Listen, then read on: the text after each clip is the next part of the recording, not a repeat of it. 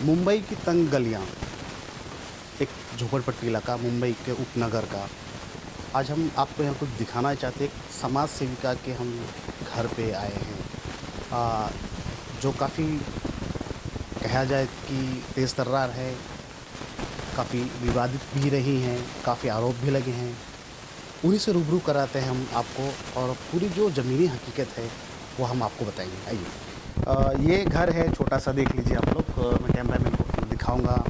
हमारे साथ में समाज सेविका, हालांकि इनका इंटरव्यू हमने कई बार अपने चैनलों पे किया है, लेकिन हमें ऐसा लगा कि इनकी ज़मीनी हकीकत दिखाई जाए। काफ़ी विवाद है इनके साथ में। मीरा भाईंदर से लेके नाला सुपारा या मुंबई अखिल भारत स्तर पे इनका कार्य चलता है। हम एक मन में जहन में उठा कि अगर ये समाज सेविका है, कई विवाद इनके साथ में जुड़े, तो हमने इनको खोजा। मुंबई की तंग गलियों में आपको जो गलियां दिखाई, एक उपनगर में इनको आखिर में हमने पाया। और मैम, सबसे पहले तो हम आपका स्वागत करेंगे और ये जानना चाहेंगे कि आपके साथ में कई विवाद जुड़े हैं। समाज सेविका हैं आप, प्रखर समाज सेविका कहा जाए अगर। मीरा भाईंदर से लेके नाला सुपारा से लेके बम्बई से लेके कई जगह, मुंबई सिटी हो, उपनगर हो, गुजरात हो, भारत का शायद ही कोई कोना जो बचा होगा जो हमने आपको देखा है। कई विवाद भी जुड़ते हैं आपके पास कि पैसे का, मुकदमे का, लेकिन ये जो हमने आपको पाया यहाँ, ये हकीकत, तो ये सही में ये चीज़ है कि जो बताया जाता है कि नहीं, पूर्णिमा तपादार जो हैं दिखता कुछ और है कुछ और, लेकिन हमने जो पाया ये क्या है? इससे कैसे लोगों को, जनता को क्या बताना चाहेंगी कि क्या हकीकत क्या है? सबसे पहले तो आपके चैनल के माध्यम से आप लोगों को भी धन्यवाद करूंगी कि आज के तारीख में ऐसे न्यूज़ वाला भी बहुत कम मिलते हैं कि समाज सेविका हो, कोई भी पॉलिटिक्स से जुड़ा हो, उनकी हकीकत को सबके सामने लाए। तो ये इसके लिए आप लोगों को बहुत तहे दिल से धन्यवाद करती हूँ। और जो लोग आप जो आज पूरे न्यूज़ दिखा रहे, ये एकदम हकीकत है और सच है।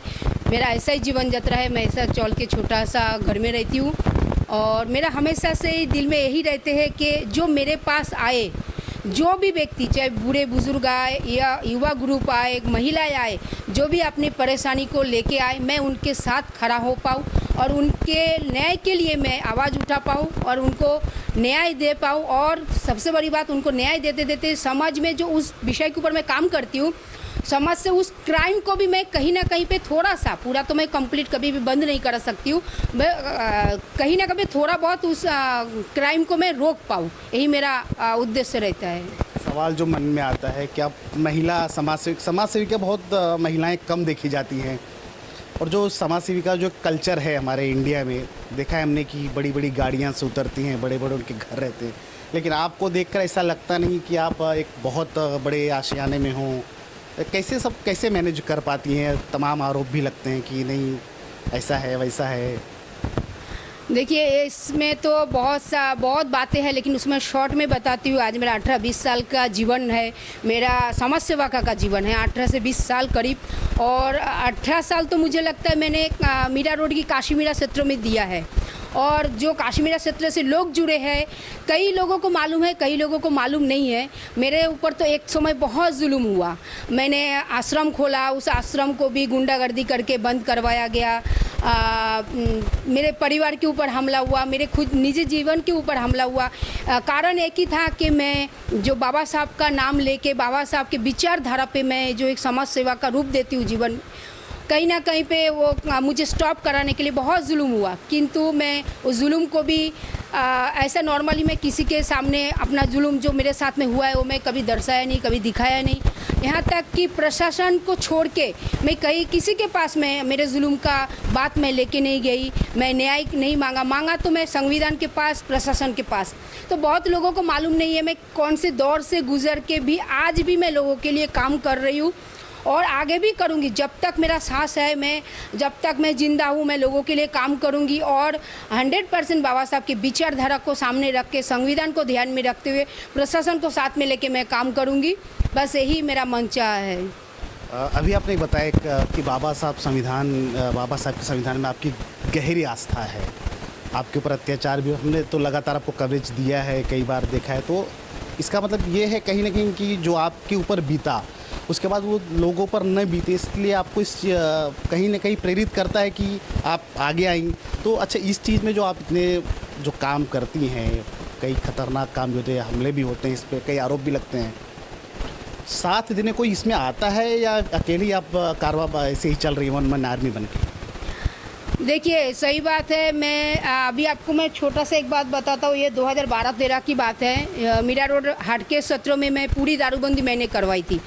और जो दूसरी बात मैं आपको बता रही हूँ, मैं किसी के पास नहीं जाती हूँ कि मैं ये खतरे से चल रही हूँ, आप मेरी मदद करो, आप मेरे साथ में चलो। क्यों? मुझे मालूम है मैं बहुत एक खतरे का सामना करने जा रही हूँ, किंतु मुझे उस चीज़ की बहुत अहंकार है। महाराष्ट्र के पुलिस और हमारे काश्मीरा क्षेत्र की पुलिस मुझे हर समय पे मुझे साथ दिया है।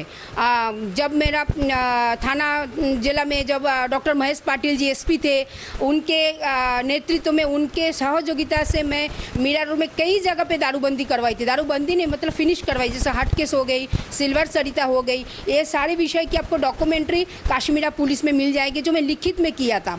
और मुझे संविधान के ऊपर इसलिए पूरा भरोसा है। और मैं ये एक मैसेज भी समाज में देना चाहती हूँ कि देखिए, आज मैं लोगों को लेके आऊँ, कोई भी इंसान आज मुफ्त में आएंगे नहीं, उनको पैसा दे के लेके आना पड़ेगा। किंतु पैसा दे के जो लोग आते हैं, उनकी समर्पण कम होता है, वो समय का हिसाब करते।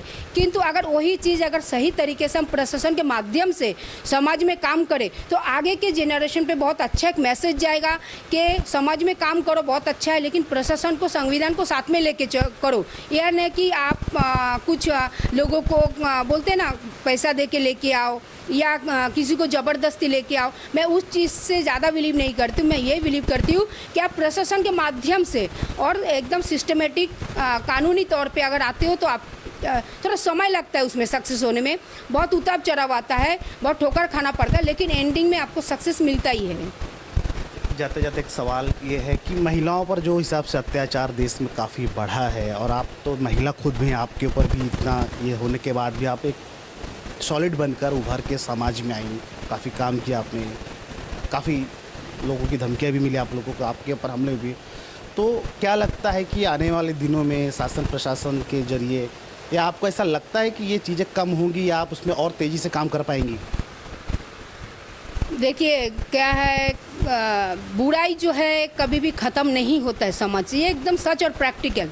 किंतु आपकी एक लड़ाई अगर सही ढंग से होता है, प्रशासन को साथ में लेके, मैं बार बार बोलती हूँ, प्रशासन को साथ में लेके, संविधान को मानते हुए अगर आप सही ढंग से उस चीज़ को फॉलो करते, तो बहुत हद तक इस क्राइम को रोका जा सकता है। आप लोग जानते हैं कि मैं मीरा रोड में कई ऐसे क्रिमिनल्स के ऊपर मैंने कलम दर्ज कराई हूँ, बहुत क्रिमिनल्स के ऊपर मैंने प्रशासन के माध्यम से एक्शन करवाई हूँ।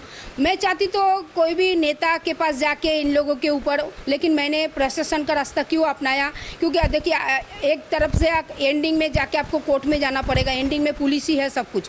तो मैं ये लोगों में जाके और शांति भंग होगा और लोग अपना अपना राय देंगे, इससे बेस्ट ऑप्शन है प्रशासन के पास जाओ, प्रशासन के माध्यम से काम करो। एक अंतिम सवाल, महिलाओं को, बच्चियों को एक क्या संदेश देना चाहेंगी जो आज के इसमें वर्तमान स्थिति में उनके ऊपर जो जुल्म हो रहा है, तो कैसे उन्हें बताएंगी कि स्ट्रांग बने, या कैसे ये करेंगी कि वो अपना रास्ता चुनना चाहिए? मैं सर्व स्तर के लोगों को बोलती हूँ, ऐसा नहीं खाली महिला और बच्चे पे जुर्म होता है। आज के तारीख में युवा ग्रुप के ऊपर भी बहुत जुर्म हो रहा है। आप लोग देखे होंगे, मैं बहुत बार इस चीज़ को सामने रखा हूँ। जुर्म हर किसी एज के ऊपर हो सकता है, ज़रूरी नहीं कि खाली महिला और बच्चे के ऊपर। मैं सबको एक ही रिक्वेस्ट करूँगी, बाद में आप नेता, प्रशासन या हमारे जैसे समाज सेविका के पास आएंगे, पहले जाइए प्रशासन के पास, पहले प्रशासन के पास जाइए और निडर होके जाइए। प्रशासन को ठीक से समझाइए आपके साथ क्या हुआ है, तो ज़रूर और ज़रूर प्रशासन साथ देता है। और ज़रूर उस समाज विरोधी लोगों के ऊपर जो बोलते हैं ना, कानूनी प्रक्रिया जो है टाइट होता है। प्रशासन के पास पहले जाना ज़रूरी है। और एक बात मैं आपके सामने रखती हूँ, बहुत बहुत आपको तहे दिल से धन्यवाद कि मेरी जो सच्चाई है, जो आप दिखा रहे हो आपके न्यूज़ चैनल के माध्यम से, ये एकदम 100% सच है, एकदम रियल है। इसमें कोई झूठ नहीं है, कोई झूठ का रास्ता अपनाया नहीं गया है। मैं ऐसे ही 10/12 होगा शायद ना, ये खोली 10/12 या 10/20 होगा, आइडिया नहीं है। हाँ, यही खोली पे मैं रहती हूँ। ना मेरे घर में टीवी है, ना मैं फ्रिज यूज़ करती हूँ, ना कोई सुख साधन का सामग्री मैं यूज़ करती हूँ। मेरा खाली एक लक्ष्य है, जो लोगों के साथ में क्राइम कम हो जाए, समाज में क्राइम टोटली कम हो जाए।